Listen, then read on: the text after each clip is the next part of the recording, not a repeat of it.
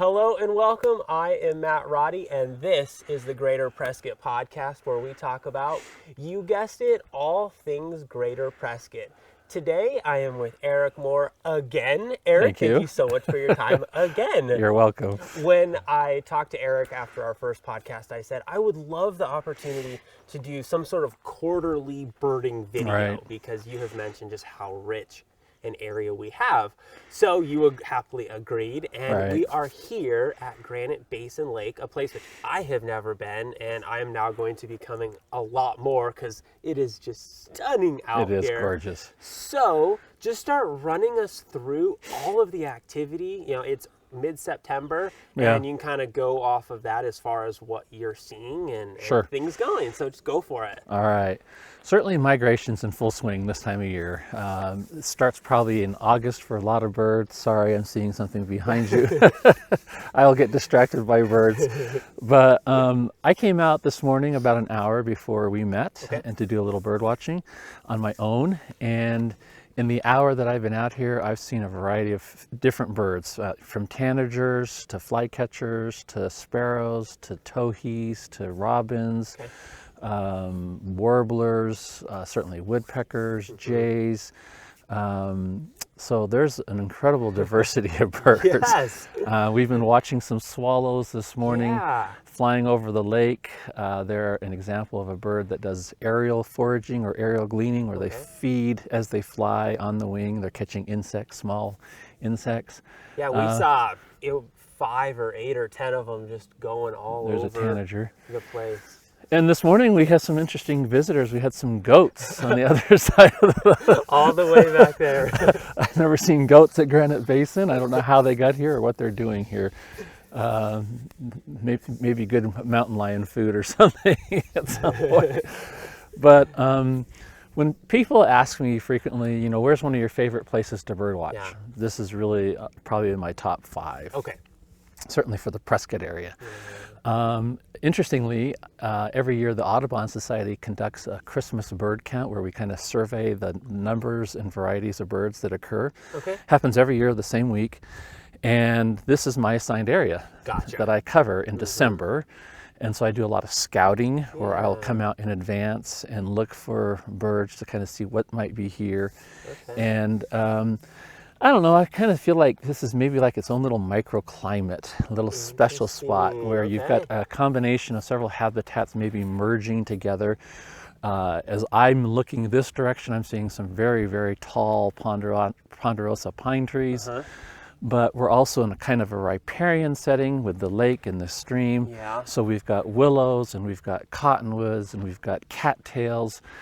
And so you get this unique combination of forest birds, riparian birds, migratory birds. So in the wintertime, that's amazing. It is. That really is. Yeah, you just never know what you're going to see. Certainly with this incredible backdrop of these mountains, you get mountain birds. We're hearing right now Steller's jays on the other side of the lake that are kind of squawking. And so that's pretty common species here in the forested area. Woodpeckers, certainly because of the forest. Nuthatches, things that, you know, are bark gleaners. So they're shimmying up and down the trunks of trees, exfoliating bark, looking for insects that are inside the wood of the tree. So those are here as well. But I have found over the years that I've birded here some really, really rare birds. So one year when I was here scouting out my area for the Christmas bird count, I found what's called a black-throated blue warbler. Just up the way from here, there's a little spring, and that's where I found it. And it was in December. And warblers are insect eaters, and they typically migrate when you start getting freezing temperatures because your insect population goes away. Well, this was December, and it was a male. This is a bird that breeds in northeastern United States, Maine, Vermont, Nova Scotia, Maine, you know, up into Canada. And that's where it breeds, and then it summers in the winters in the West Indies. So its migration route is the eastern shoreboard, okay? Where are the West Indies? Bermuda area. Gotcha. Yeah, okay. Yeah. South of Florida, in those islands, those keys. and I had one here in December. So that's an example of a really, really rare bird right here. On 3 different occasions, I have seen what's called a varied thrush here at Granite Basin. Right. It's the only place I've ever seen him in Prescott. A varied thrush is in the robin family, or thrush family, and it's typically found in temperate rainforest, so along the Alaska and Canada coast where they get 200-300 inches of rain. Yep. Big forest. You'll see them in Washington and Oregon, and I've seen them here on 3 different occasions in winter. Okay. A couple of years ago, I had right in this area, this weedy area, I had a golden crowned sparrow. Now we get a lot of white crowned sparrows in winter. That's the only time I've ever seen a golden crowned sparrow in Prescott ever. It was right here. Huh.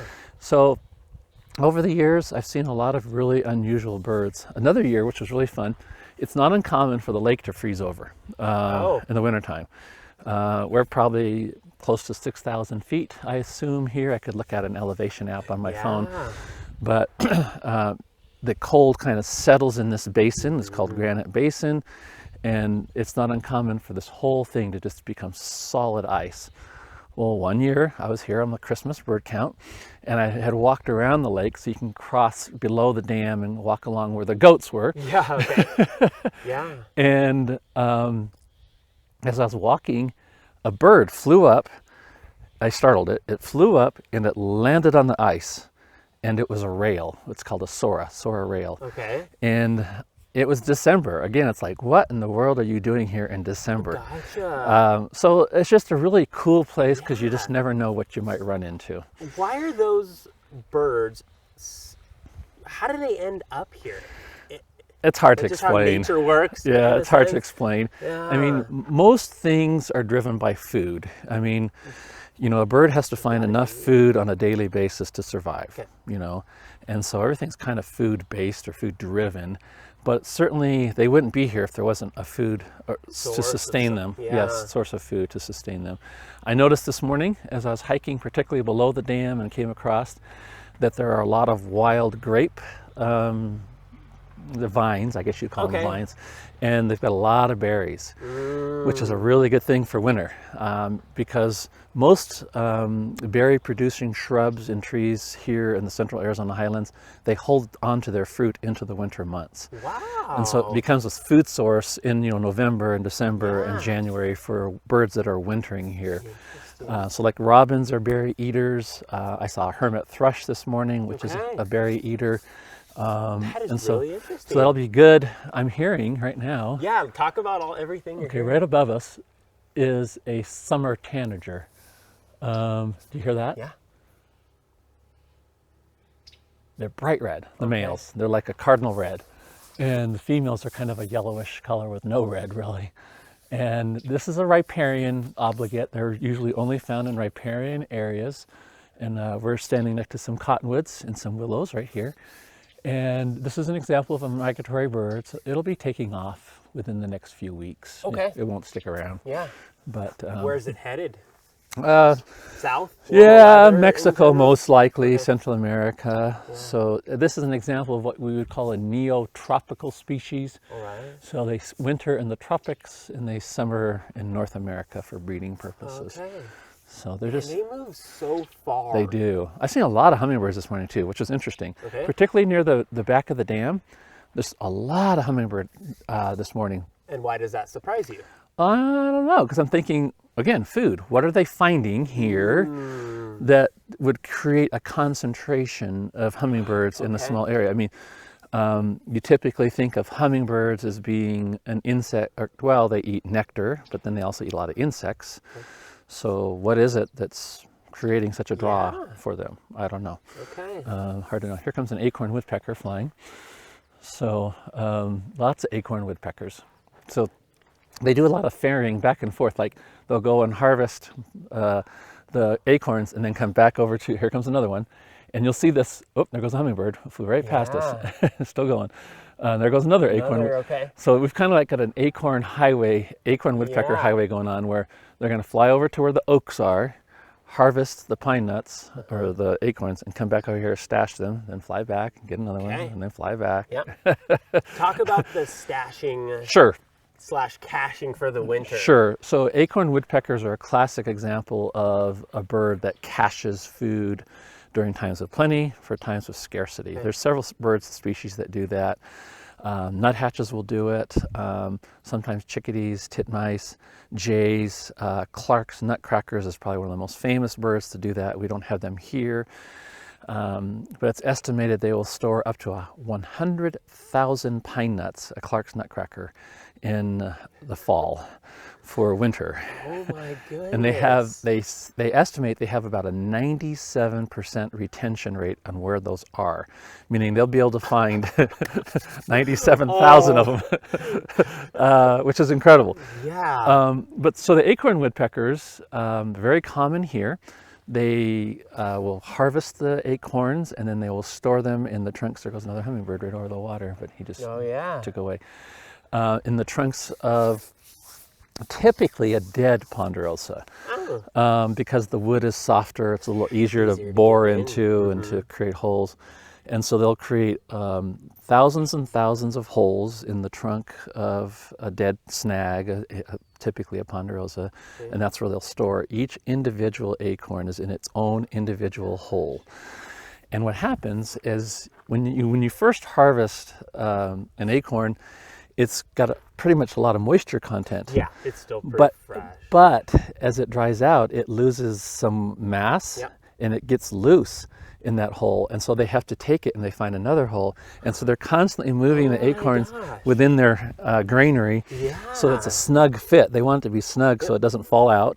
Naturally. Or it can't be thieved easily by a squirrel or by a jay. By the wind. I mean, whatever. Huh. And so they work their granary. I mean, it's like a full-time job. That's their job. I was going to say, all fall they are. Here comes some goldfinches. Yep, lesser goldfinches. So. Do they travel in pairs? Or usually small flocks. Small flocks, okay. Yeah, they're pretty gregarious. Right. They feed pretty much a lot together. We've got some in the weeds over here, right at the top of the weeds. Oops, she just flew. But they're mostly a seed eater. Okay. But you'll find that a lot of your seed eaters are also insect eaters. So they're doing both. And this time of year, it's predominantly seed, because that's what's abundant after the summer monsoon rains, which we didn't have much of. But we've got a little flycatcher right here. It's called a peewee. I don't know if you see it. Oh, and a towhee. A green-tailed towhee. Nice, a really nice looking bird. And that's an example of a migratory bird. So towhees, that particular kind of towhee does not summer here and it does not winter here. So we call it a transient. Oh, is it passing through? Passing through. So in the spring we see them as they're going north, and then in the summer, or fall I should say, we see them, we have an orange-crowned warbler too. We're actually, so the orange-crowned warbler is right here on this weed. So we've got warblers, we've got towhees, we've got finches, we've got woodpeckers. So you can see why I enjoy this place so much, because of the diversity of birds. But a lot of birds, we talked about aerial gleaning. A lot of birds are foliage gleaners. Okay. So they're moving through the foliage of weeds or shrubs and they're picking off the insects or insect eggs or larvae that's on the shrubbery or bushes. And so this is another example of a transient, the warbler that we're seeing right here. A couple of them, orange-crowned warblers, along with the green-tailed towhee. They don't summer here, they don't winter here. They're just passing through. So neat. Yeah, and so a lot of birds, they have to fuel their migration. Absolutely. And a lot of songbirds migrate at night. Okay. And so they spend their daytime foraging, and then they get ready. And then at dusk they'll take off and continue on the next leg of their journey, however far they go. Yeah. How far are we talking 1 mile, 10 miles? It really varies. Miles? It varies by species. Okay. Some species can travel hundreds of miles in a night. Okay. Other species just maybe 20 or 30 miles and they stop and put down for the next day. And so it really varies. That sounds so far though, even 30 miles. I guess in the big scheme of things. Probably when, not. When you need to get to Mexico or Central America for summertime. I mean, it's when you consider the average speed of a bird as far as how its flight, I mean, if it flew 20 miles an hour and it flew for an hour, that's just 1 hour of flight. Good point. Yeah, you know, and they could fly for 6-7 hours and cover 150, 180 miles. I never thought about that. Yeah, just based on their average. I was using my human math of how far I can go, I guess. But this is a great little spot. We're kind of surrounded by, oh, we got something else that just came in up here. White-crowned sparrow. So just drop down. So white-crowned sparrows are another example of a migratory bird, but it's not a transient. It is a winter resident. Oh, okay. So it's pretty much a high elevation breeder in the Rockies. Sorry, I'm hearing something. I thought it was cedar waxwings, but I don't see them. Oh, there they are, 2 of them flying way. Flying away from us. So I do a lot of my birding on the ground. A lot of my birding by ear, and that's a white-crowned sparrow as well on the ground. But so when I hear things, it gets my attention because it's easy to find birds if you can hear them first, and it draws your attention to them. But these white-crowned sparrows, like the one we're looking at right here on the sandy beach at the edge of the lake, they're just arriving in the last week or so, and they're going to continue to arrive over the next few weeks. And it'll be one of the most abundant birds we have in the wintertime here. Literally, you know, hundreds and hundreds and hundreds of thousands of white-crowned sparrows will winter here. And another flycatcher right there, probably a western wood pewee. So we're seeing a lot just standing here. As I look out here, I also see just kind of some bugs flying in the air. Oh, yeah. That's their food. Yeah, exactly. Especially for the swallows. Like we've got another swallow right here, a violet green swallow, doing some aerial gleaning over the surface of the lake. They'll also skim the surface of the lake and drink in flight. And so instead of stopping to drink, they'll literally just fly and hit the water. Well, they get really low. Oh, so they hit the surface of the water, get a drink, and then take off. Man. So all in flight. Very efficient. Yep. So I don't know. It's just an amazing spot. You know, when you think about Prescott, we've talked a little bit about this before, but in the Prescott area, the Greater Prescott area, over 360 species of birds have been documented within a 10-mile radius of the Prescott downtown Courthouse Plaza. So when we talk about species richness, that's an expression of the diversity of birds, varieties that occur here, and it's a lot. It's a lot. Amazing. Yeah. We're blessed to live here. I mean, that's one reason why my business, Jay's Bird Barn, is so successful, because there are so many different kinds of birds that people can enjoy in their yard. You know, I tell people that if we had our business in Bullhead or Blythe or something, no offense to those towns, but you know, we couldn't be as successful as a business because they don't have this kind of habitat that we're finding ourselves in here today. And that lends itself to diversity. Yeah. So thank you so much for sharing all this. Do that. There goes your woodpecker again, going back to go get some acorns. It is a highway, like you said. They just go back and forth, back and forth. Yeah. Oh man. So yeah, you guys have to get out here. I mean, this, not just to Granite Basin Lake, but just get out. We're blessed to live in an area that's surrounded by, you know, they call it the urban interface, you know, this wildland. Prescott's surrounded by it. We are literally, you know, we've got national forest on, I don't know, at least 2 sides. You know, we've got grassland on the north and Prescott Valley on the east, but on the west and on the south side of town, we've got the beautiful Bradshaw Mountains, Sierra Prietas, the Prescott National Forest. So we're very blessed to live here. Yes. We really are. We got something else up here, right up the far right edge of the tree. He's kind of hiding from me. Oh, it's another orange-crowned warbler. Yeah. That's one reason I love coming out with you. Is it's like the squirrel syndrome. It's like, and it's really fun that you know them so well, and especially the sounds, they just draw you in. It's really fun. Yeah, I enjoy it. I never get tired of it. I know, and I would still like to do some more videos as the seasons roll through, because it's We can fun do that. to talk about how they're transient, how they migrate, and Right. that's fascinating. That Happy to do in it. a sense it cycles through. Mm-hmm. I've seen what I think are a couple vultures. Sure. Maybe kind of down Thumb Butte Road. Is that are they? They're migrating. Okay. So they're migratory as well. So it was big yeah, bird. they have about a 67-inch wingspan. So it's it's a fairly good-sized bird. Certainly much bigger than a red-tailed hawk, for example. Okay. Red-tailed hawk's only about 48 to 51 inches. Okay. And a turkey vulture is 67 inches. Yeah. So not quite 6 feet. Where But, do they summer and winter? So they summer pretty much throughout the entire western North America, and certainly into the Midwest as well. But they're going to be up in Idaho and Montana and Wyoming and Colorado and up into Canada. But once you start getting freezing temperatures, it's hard for them to find food and access food, and so they'll come down, and they're just passing through here too. So we have vultures that are here in the summertime that breed here, but a lot of the vultures we're seeing now are vultures that are coming down making their way south. What do they eat?